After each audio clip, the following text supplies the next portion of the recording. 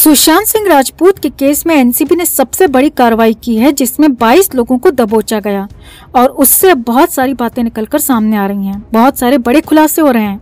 अब इस पूरे मामले की इनसाइड स्टोरी भी सामने आई है कि आखिर कैसे ये एक्शन हुआ, कैसे सुशांत के केस में इसके सीधे सीधे तार जुड़ गए और कैसे सुशांत केस का सबसे बड़ा सूत्रधार गिरफ्त में आ गया।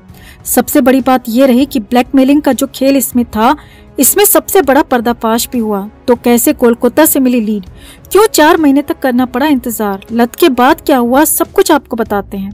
आप भी इस इनसाइड स्टोरी पर अपनी राय जरूर रखें और वीडियो को लाइक और शेयर कर अपना प्यार और सपोर्ट भी जरूर दिखाएं। चैनल के साथ जुड़कर चैनल की आवाज बने, चैनल को सब्सक्राइब करें।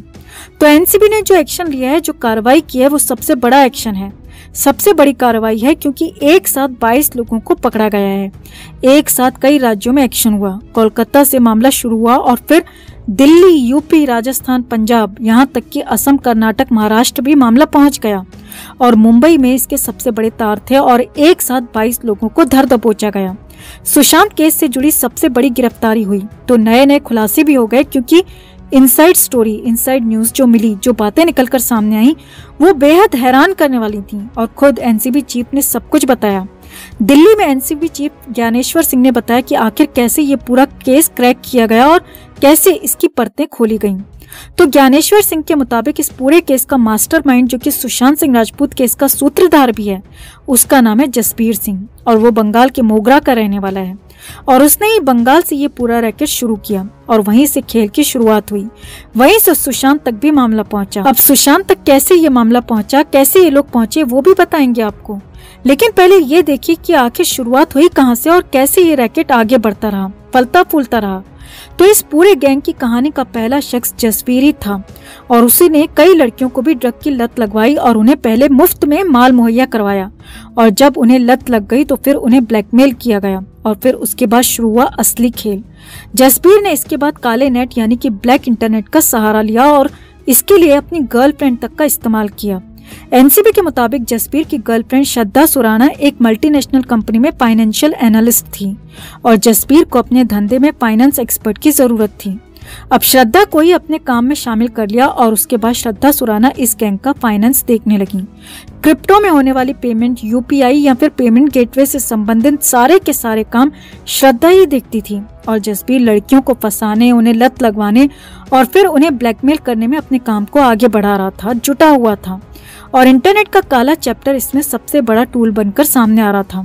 आगे देखिए, हालात ये थे कि जसबीर एक एनसीबी अधिकारी तक को अपने रैकेट में शामिल करने में कामयाब रहा था। जी हाँ, एनसीबी का भी एक बड़ा अधिकारी जसबीर के साथ काम करने लगा था और इसके लिए जसबीर उसे मोटी रकम देता था। जसबीर उसके जरिए एनसीबी के अधिकारियों पर, एनसीबी की गतिविधियों पर नजर रखता था और वो शख्स एनसीबी की खबरें जसबीर तक पहुंचाता था। ज्ञानेश्वर सिंह ने बताया कि सुशांत केस की जांच के दौरान जसबीर का लिंक मिला, क्योंकि ये मुंबई में भी कई लोगों के संपर्क में था।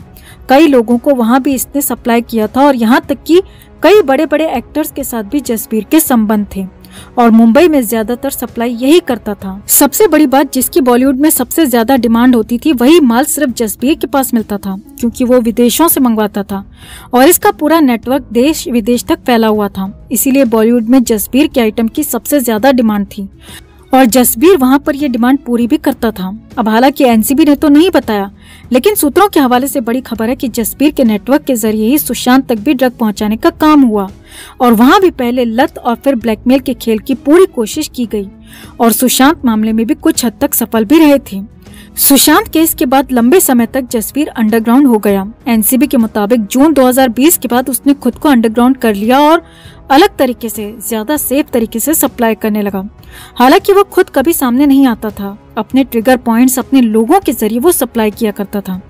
एनसीबी चीफ ज्ञानेश्वर के बयान के मुताबिक पहले उसी आरोपी एनसीबी अधिकारी से लीड मिली और ये सब कुछ पूरा का पूरा खेल कोलकाता से हो रहा था और जसबीर देश के ड्रग सिस्टम में से आधे से ज्यादा का रोल खुद निभा रहा था और ये सब कुछ कोलकाता से चल रहा था और इसके तार करीब करीब हर राज्य से जुड़े थे। कोलकाता से एनसीबी को लीड मिल चुकी थी।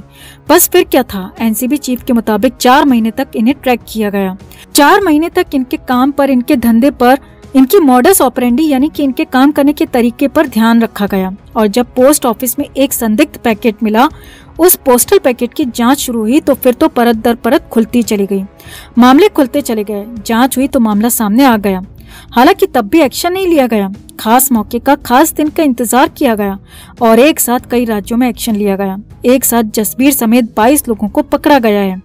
जसबीर की गर्लफ्रेंड श्रद्धा को भी पकड़ लिया गया है और वो एनसीबी अधिकारी भी फिलहाल गिरफ्त में है जो इस गैंग में शामिल था। यानी कि सारे के सारे बड़े लोग इस गैंग के पकड़े गए हैं, सारे के सारे बड़े नाम पकड़े गए हैं और एक तरह से गैंग की पूरी कमर टूट चुकी है। अब सबसे बड़ी बात यह है कि एनसीबी का कहना है कि जसबीर और उसके 22 साथियों के पकड़े जाने से ड्रग वाले आधे से ज्यादा केसेस तो ऐसे ही सॉल्व हो जाएंगे और इनमें से सुशांत का केस भी शामिल है। जी हाँ, एनसीबी के मुताबिक जसबीर का नेटवर्क इतना बड़ा था और इसके काम का दायरा इतना बड़ा था कि एक झटके में इनका आधे से ज्यादा नेटवर्क पूरे देश में खत्म हो गया है और सुशांत केस के साथ ही बहुत सारे केसेस में सफलता मिलना तय है।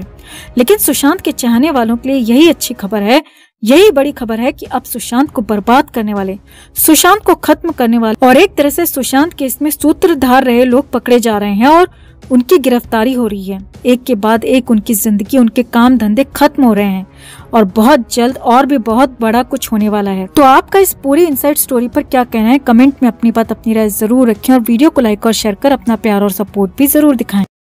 लता मंगेशकर के जाने के बाद लगातार सेलिब्रिटीज उन्हें श्रद्धांजलि दे रहे हैं। हर कोई लता मंगेशकर से जुड़े किसी न किसी वाक्य को या किस्से को याद कर रहा है और साझा कर रहा है। इसी दौरान लता मंगेशकर के जाने के बाद पद्मिनी कोल्हापुरी, जो लता मंगेशकर की रिश्तेदार भी लगती हैं, उन्होंने भी एक दिलचस्प बात बताई है जो शायद अब तक कोई नहीं जानता होगा।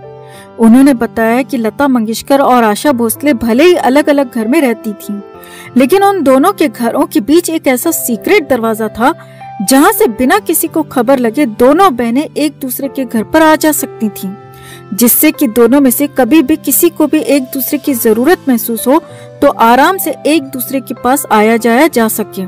और ये किस्सा अब लता मंगेशकर के जाने के बाद पद्मिनी कोल्हापुरी ने साझा किया है।